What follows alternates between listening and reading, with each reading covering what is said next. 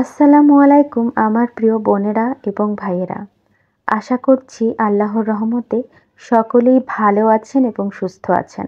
আমাদের প্রিয় নবী রাসূল সাল্লাল্লাহু আলাইহি সাল্লাম সারাটি জীবন অসম্ভব কষ্ট করে গেছেন। অসম্ভব কষ্ট করেছেন আমাদের জন্য, দ্বীনের জন্য, ইসলামের জন্য। সারাটি জীবন কষ্ট করেছেন তার উম্মতের জন্য, তার উম্মতদের সঠিক পথে ফিরিয়ে আনার জন্য। তিনি কখনোই চাননি তার প্রিয় উম্মত বিপথে যাক, তার প্রিয় উম্মত জাহান্নামে যাক। তিনি কখনোই চায়নি তার প্রিয় উম্মতকে রেখে সে একা একা জান্নাতে যাবে। তাই তিনি সারাটি জীবনই কষ্ট করেছেন তার প্রিয় উম্মতদের জন্য, তার প্রিয় উম্মতদের মাঝে দ্বীন প্রচার করার জন্য, ইসলাম প্রচার করার জন্য, তাদের মাঝে আল্লাহর বিশ্বাস নিয়ে আসার জন্য। কিন্তু আমরা এই রাসূল সাল্লাল্লাহু সাল্লামের উম্মত হয়েও তার ১০০ ভাগের ১ ভাগও কোনোদিন হয়তো করে দেখিনি। সহিহ বুখারী ৩২১৫।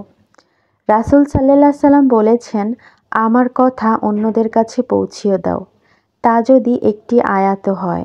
যদি একটি আয়াতও আমরা পারি, তাহলে আমরা যাতে অন্যদের কাছে এই রাসূল সাল্লাল্লাহু সাল্লামের কথা পৌঁছিয়ে দেই, আমরা যাতে মানুষের মধ্যে দ্বীনের আলো নিয়ে আসতে পারি।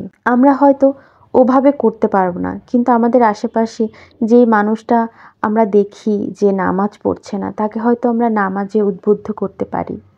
আমরা যেই মানুষটাকে দেখি যে সে হয়তো টুকটাক মিথ্যা কথা বলে, সেই মানুষটাকে হয়তো আমরা মিথ্যা বলতে নিষেধ করতে পারি। সেই মানুষটাকে হয়তো আমরা সৎ পথে নিয়ে আসতে বলতে পারি। একটা মানুষ রোজা রাখে না, তাকে হয়তো রোজায় উদ্বুদ্ধ করতে পারি। আল্লাহর প্রতি বিশ্বাস আনতে তাকে বলতে পারি। একটা মানুষ মসজিদে যায় না, তাকে হয়তো আমরা বলে বা সাথে করে মসজিদে নিয়ে যেতে পারি।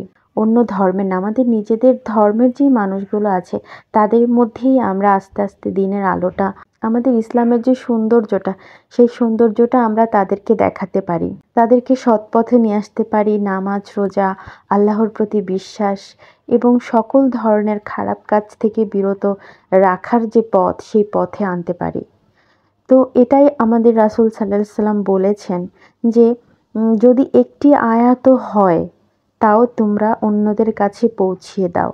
তো অবশ্যই আমরা আল্লাহর কথা মানব, আমাদের রাসূল সাল্লাল্লাহু আলাইহি সাল্লামের কথা মানব, আল্লাহকে ভালোবাসবো, রাসূলকে ভালোবাসবো এবং নিজেদেরকে সুন্দর রাখবো, নিজেদের জীবনকে সুন্দর করব, নিজেরা ভালো থাকবো, অন্যকে ভালো রাখবো। আর অবশ্যই আমার জন্য দোয়া করবেন। আমার চ্যানেলটি যদি আপনাদের ভালো লেগে থাকে, অবশ্যই একটি সাবস্ক্রাইব করে দিবেন। আর আসসালামু আলাইকুম।